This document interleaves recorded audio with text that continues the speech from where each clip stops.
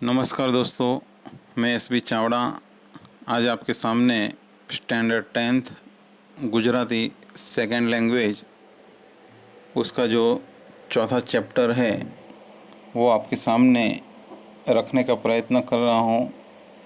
इस लेसन के जो कवि है उनका नाम है करसनदास माणिक।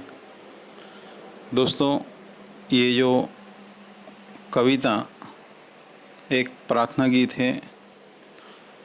इसे पढ़ने से पहले हम इसके जो कवि हैं उनका परिचय प्राप्त करने का प्रयत्न करेंगे।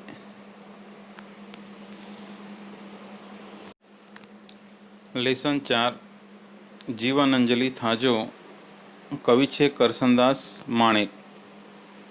તેઓનો જન્મ તારીખ 28/11/1901 થયો હતો અને અવસાન 18/1/1978 થયો હતો। કરસનદાસ નરસિંહભાઈ માણેકનો જન્મ કરાંચીમાં થયો હતો। તેઓ જામનગર જિલ્લાના હરિયાણાના વતની હતા।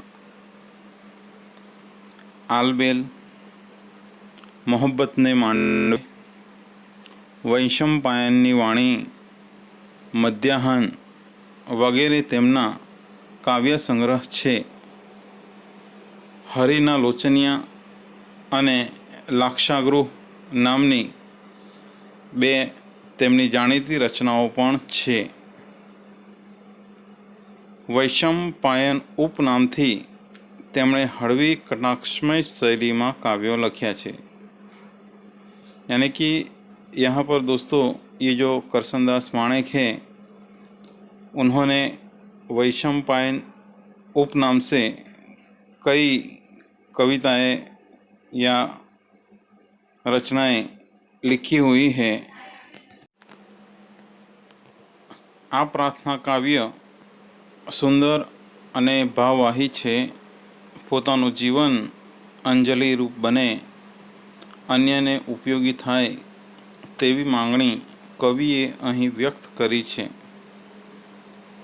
ભૂખ્યા માટે ભોજન બનવું, તરસ્યા માટે જળ બનવું, દીન દુખિયાના આંસુ લૂછતા થાકવું નહીં, એ દ્વારા કવિએ બીજા માટે જીવવું એ જ સાર્થક જીવન છે તે સચોટ રીતે વર્ણવ્યું છે।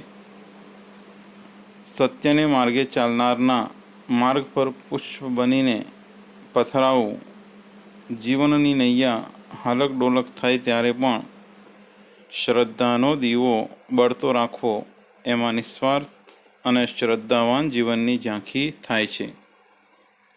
અન્ય માટે જીવન સમર્પણ કરવાની દિવ્ય ભાવના આ જીવન અંજલિ થાજો એ ધ્રુવ પંક્તિ દ્વારા ખૂબ સરસ રીતે हृदय में कोतराई जाए छे। दोस्तों, ये जो कविता है एक प्रार्थना गीत है और इस प्रार्थना गीत का सुंदर और भाववाही रूप में यहाँ पर निरूपण किया गया है, जिसमें कवि ने अपने जीवन को अंजलि रूप बनाने का और दूसरों के उपयोगी आए यानी कि मदद रूप हो ऐसी भावना कवि ने इस कविता में व्यक्त की है। भूखों के लिए खाना बनना और प्यासों के लिए पानी बनना, साथ में जो दीन दुखी है, गरीब है, उनके आंसू पोंछते हुए कभी थके नहीं और हमेशा दूसरों के लिए जीना ही सार्थक जीवन है, उसे सचोट यानी कि अपने एकदम सचोट रूप में उन्होंने ये भाव व्यक्त किया है।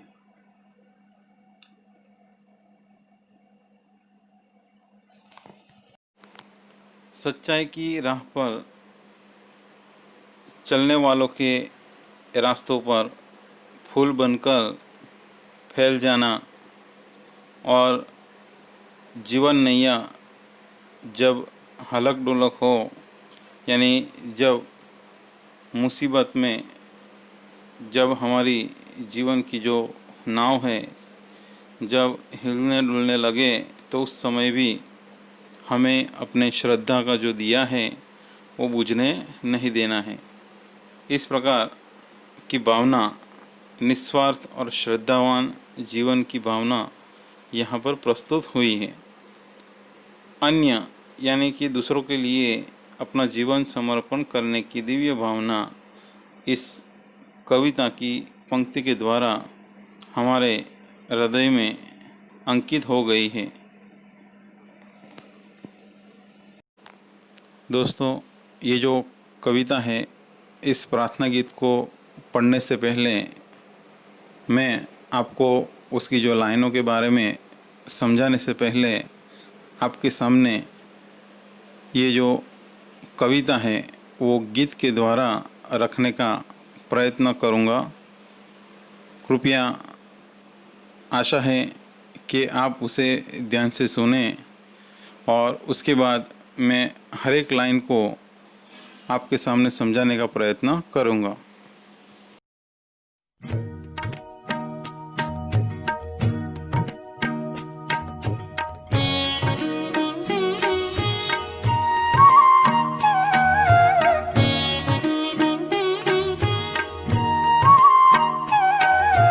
जीवन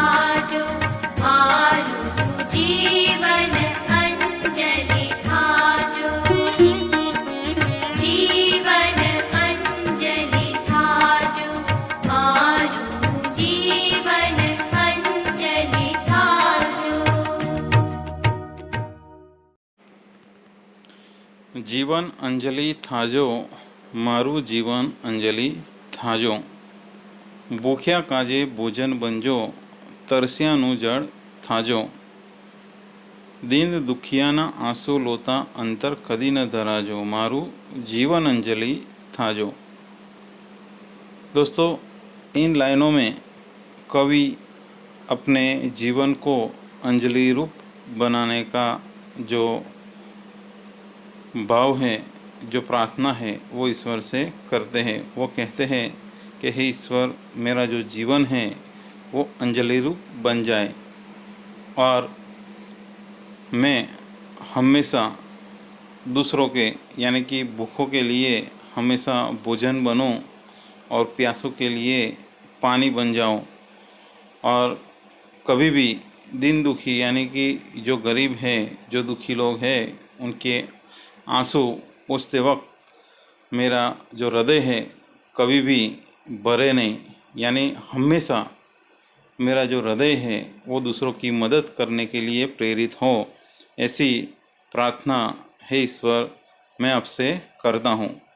आप मेरे हृदय में ऐसी भावना उत्पन्न करो कि जिससे मैं लोगों की मदद कर सकूँ, दिन दुखियों के आंसू पोंछ सकूँ और अपने जीवन को अंजलि रूप बना सकूँ। सतनी कांटाड़ी केड़ी पर पुष्प बनी पथराजो ઝેર જગતના જીરવી જીરવી અમૃત ઉરના પાજો મારું जीवन अंजलि थाजो। दोस्तों, कवि करसनदास माणेक ने इन लाइनों में अपना ये भाव प्रकट किया है कि हे प्रभु, सत्य की यानी कि सच्चाई की जो कांटों वाली जो राह है, उस राह पर मैं हमेशा फूल बनकर वहाँ उनकी राह में फैल जाऊं।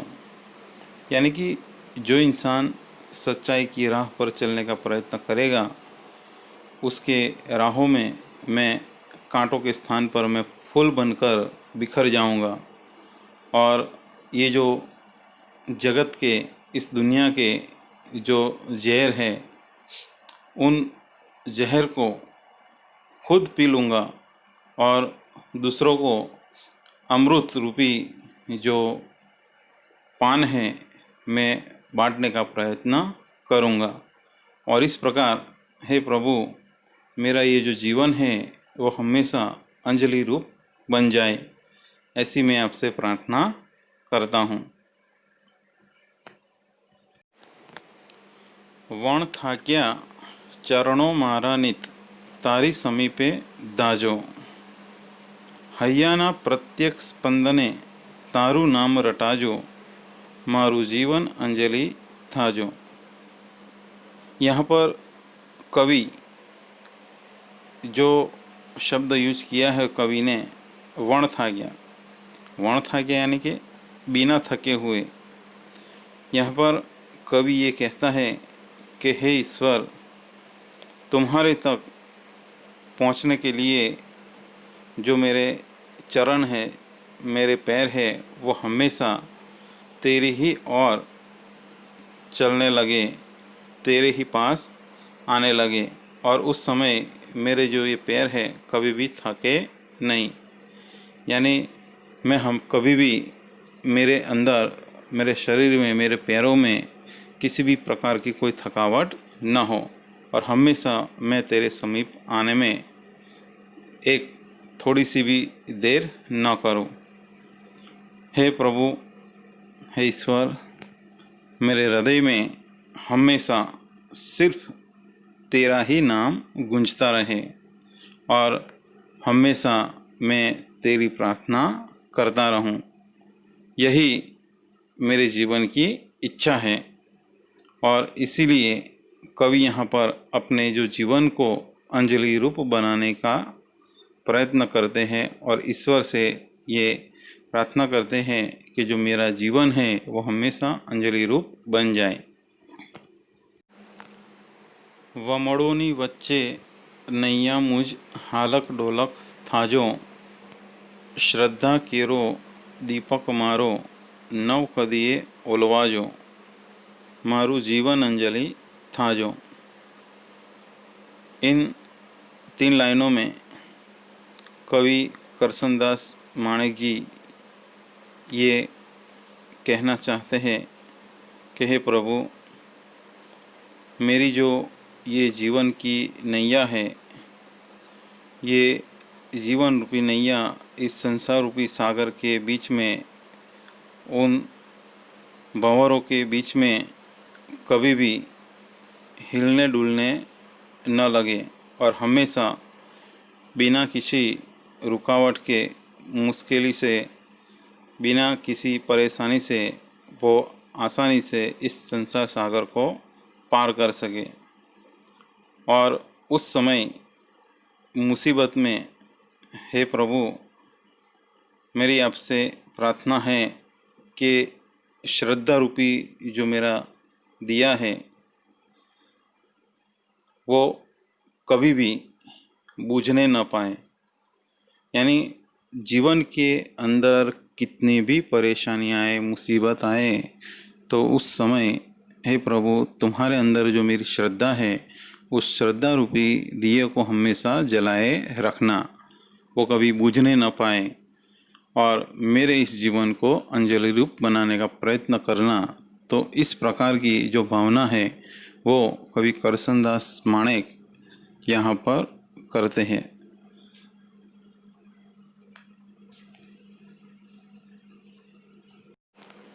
तो दोस्तों, इस प्रकार से कवि करसनदास माणिक जी ने इस कविता के अंदर अपनी जो भावना है, उस भावना को ईश्वर के सामने व्यक्त किया है और उन्होंने बताया है कि हे ईश्वर, हे प्रभु, मेरा जो जीवन है हमेशा दूसरों की मदद के लिए, हमेशा परोपकार करने के लिए, दुखी लोगों के दुख दूर करने के लिए और जो मुसीबत में जो फंसे हैं उनको राह दिखाने के लिए, उनकी सारी मुसीबतों को खुद अपने हृदय में समाने के लिए और साथ में वो हमेशा अपने हृदय में ईश्वर के प्रति जो श्रद्धा रूपी जो दिया है वो कभी भी बुझे नहीं।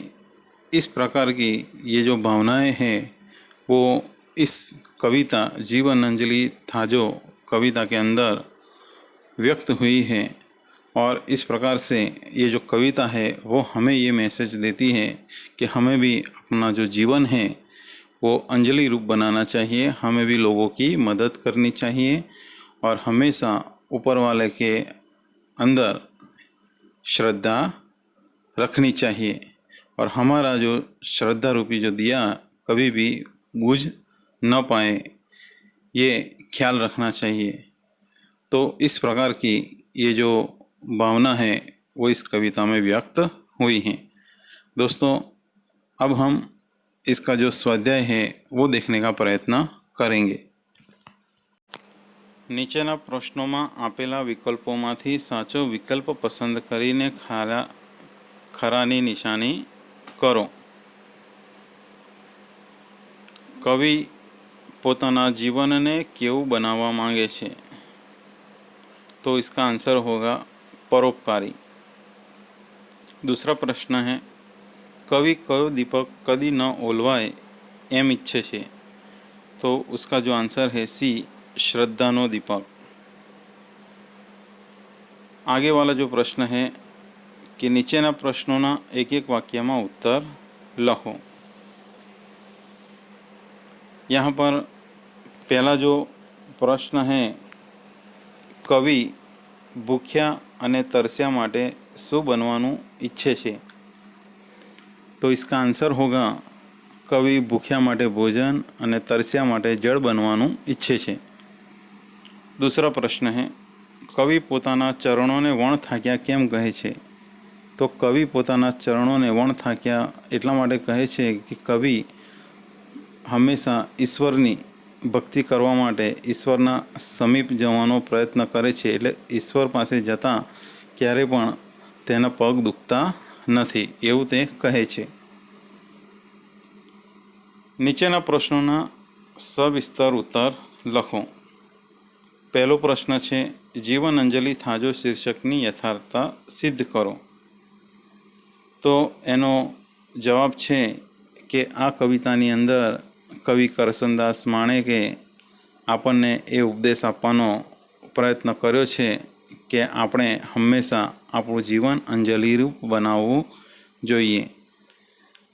કવિએ એ ભાવના વ્યક્ત કરી છે કે હે ઈશ્વર, મારું જીવન હંમેશા ભૂખ્યા તરસ્યા લોકો માટે પ્રેરણાદાયક બને। હું ભૂખ્યા માટે ભોજન બનું અને તરસ્યા માટે પાણી બનું। અને કહે છે કે દીન દુખિયાઓની હંમેશા હું મદદ કરું, એમનું દુઃખ દૂર કરું। અને જે માણસો સત્યની રાહ પર, આ કાંટાળી રાહ પર ચાલે છે, એમના એ રસ્તામાં પુલ બનીને પથરાવું। અને કહે છે કે આ સંસારમાં જ્યારે પણ કોઈ મુસીબત આવે તો એ સમયે મારા શ્રદ્ધારૂપી જો દીવો છે એ હંમેશા સળગતો રહે, ક્યારે પણ ઓલવાય નહીં। એવી ભાવના કવિ અહીંયા વ્યક્ત કરે છે। અને અંતમાં કવિ એ પણ કહે છે કે હે ઈશ્વર, તારી પાસે આવતા કહે છે કે મારા આ ચરણો ક્યારે પણ થાકશે નહીં અને મારા હૃદયમાં શ્રદ્ધારૂપી દીવો હંમેશા સળગતો રહેશે। તો આ પ્રમાણે આ જે શીર્ષક છે જીવન અંજલિ થાજો એ યોગ્ય અને પરફેક્ટ એટલે કે સ્પષ્ટ અને યોગ્ય છે।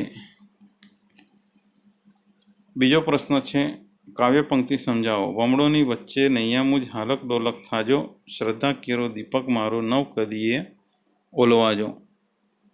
તો મિત્રો, આનો જે આન્સર જે મેં કાવ્ય પંક્તિ સમજાવી છે એ કાવ્ય પંક્તિમાં જ આનો આન્સર આવી ગયેલો છે કે વમળો એટલે કે જેમ સમુદ્રમાં જે ગોળ વંટોળ થાય છે અને એ સમયે કહે છે કે જે નાવ હોય છે હાલક ડોલક થાય છે, એવી રીતના સંસારરૂપી સાગરમાં જ્યારે આપણી જીવનરૂપી જે નાવ છે જ્યારે હાલક ડોલક થાય તો એ સમયે મુસીબતથી આપણે ગભરાવાની જરૂર નથી।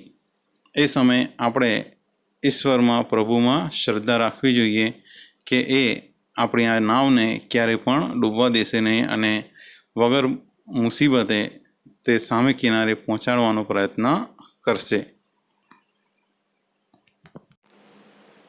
તો મિત્રો, દોસ્તો, તમને મારો આ વિડીયો જરૂર પસંદ આવ્યો હશે અને તમને ગમ્યો પણ હશે।